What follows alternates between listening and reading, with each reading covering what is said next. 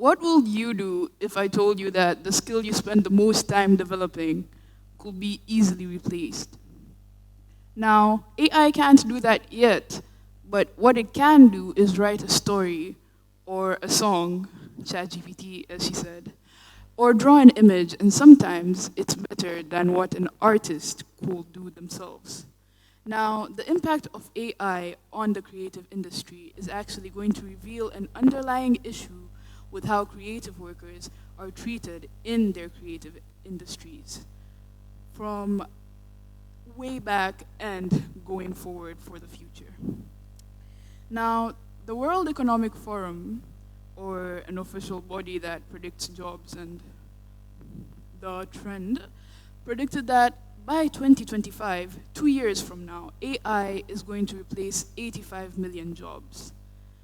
Now, so AI, what exactly is it? We've heard a lot of examples about it in our everyday lives, but what it is artificial intelligence, or work generated from user input. The output ranges from text to audios to images and much more. This is generated by machine learning models that train by sampling on thousands to millions of the required data. And this has begun to dissociate what we know of creativity from human agency, which causes a scare among creative workers about what will happen to them. Will it replace them? Businesses are profit-driven. This often means they'll either increase the costs of goods or reduce their production costs.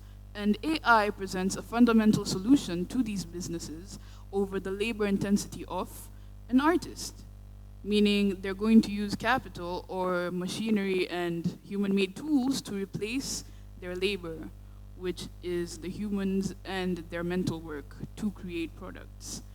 These are the beginning sparks of an industrial revolution in the creative industry. And while the industrial revolution did cause a lot of jobs to be lost, it also created many more. Now, in this discussion about AI and creatives, there's an argument going on about how AI isn't going to replace human artists yet, because it can't be that good yet, right? It can't possibly do what an artist could. I'd like you to take a look at these images. Sorry. These are actually images generated by an AI called Midjourney. It's very popular right now. And to this side is the 4th version, which is kind of older, and here is the 5th version. What you can notice between these two is that one looks more like a real-life photo. Without a keen eye, you actually can't differentiate whether it is a photo or not. Here is another example which better illustrates what has changed between then and now. Would you believe me if I told you that this 5th version actually came out on the 15th of March this year?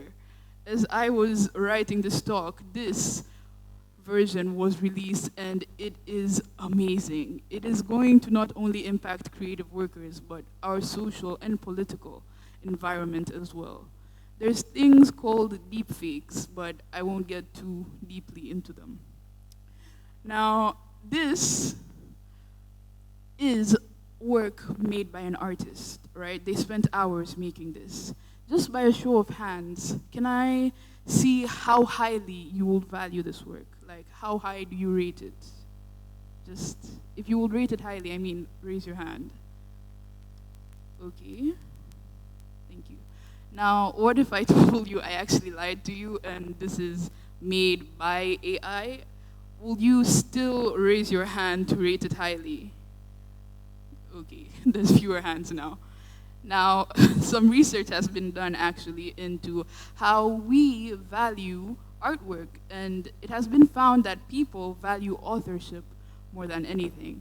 So they will value an artwork more when they know that an artist, a human artist, generated it compared to if a computer made the work. This is sort of a phenomenon that alludes to a future where the presence of AI is actually going to impact creative workers by increasing their value. So a sort of coexistence that is benefiting the artist.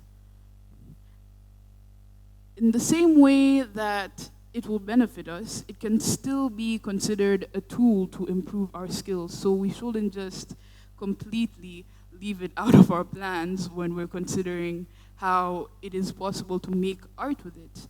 Just because a normal person can use it doesn't mean a creative can't also utilize it.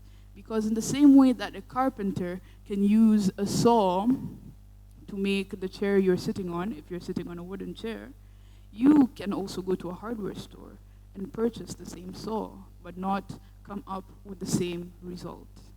So by properly collaborating with these tools, we can upskill, upgrade, or reskill ourselves to follow these market trends. Now, in this bid of AI, there's also some more concerns. As I said before, it dissociates what we know of creativity by putting it away from the actor who is a human.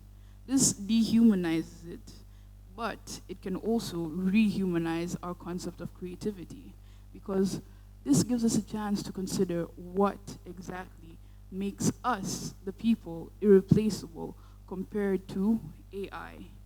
And by having these discussions with the correct institutions and policymakers, we can make sure that we are not immediately replaced by these systems. Because while an industrial revolution is coming, it doesn't mean that everyone is going to be gone.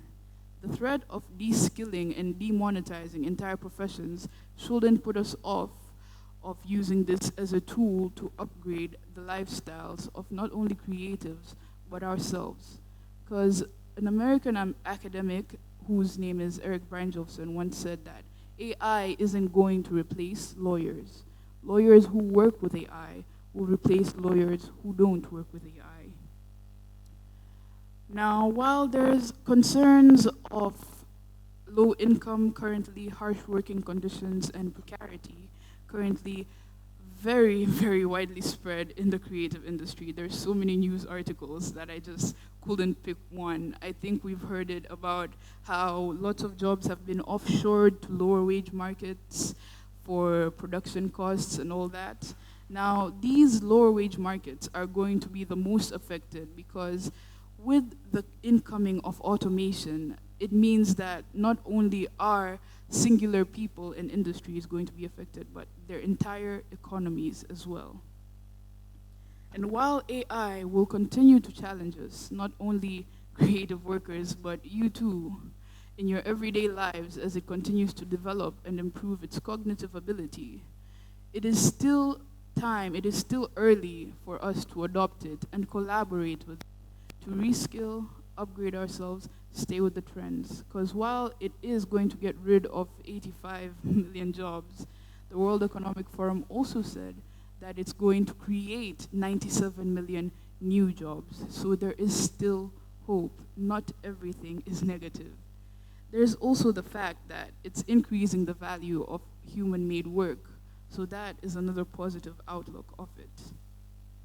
There's more you can do to find out about AI, as I did in the midst of this talk, finding out about new versions that release immediately before now. And there might be more coming out today, so this environment is ever changing. There's still some unknowns, some knowns, but it's not all bad. We just need to control how we're processing this information that we're getting from it. Because Maya Angelou said that we need to stand up straight and realize that we tower over our circumstances. And all circumstances aren't always bad. So can we. Thank you.